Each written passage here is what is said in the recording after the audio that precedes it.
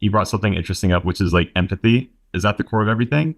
And especially the tech sector or like working with clients that you are not necessarily an expert in that field. What questions do you start with? How do you break that down? And do you see patterns within the answers to those questions? Like, do you find asking a certain question to clients to one client later on is like, oh, we definitely need to ask that same question to this client moving on?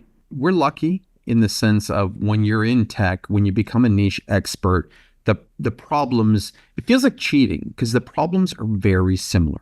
In the tech sector, especially in the B2B tech sector, the founders are often tech enthusiasts. Tech enthusiasts, they love technology, and they're super smart.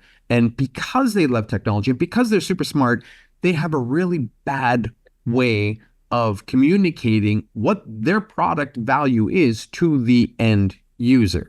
And we were able to pinpoint that pretty early on. One of our taglines on zfactor's website was that we speak human because, technology founders don't by nature. They talk to, so other technology enthusiasts understand and they love their talk and everything, but that doesn't translate to their end user.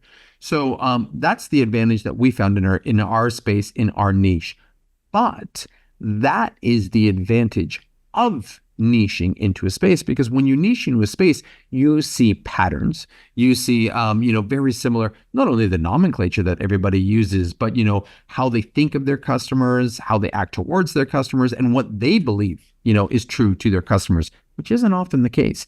Of our B2B customers, we have some that are startups. Their, annual revenue of $200,000-$300,000 a year.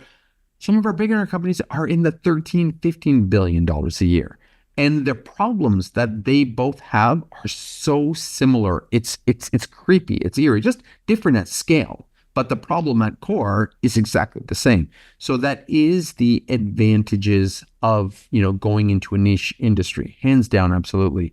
The questions that we need to find out aren't what makes our customer happy, but what makes our customer happy.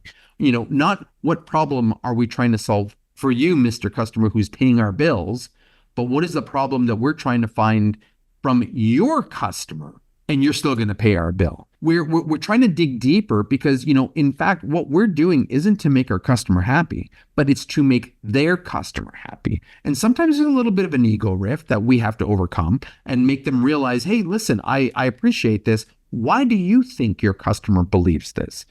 Our data says this. We are going to do a focus group on your customer, not you and all your friends, but on the people who buy your product, the people who use your product, the people who are happy or not happy.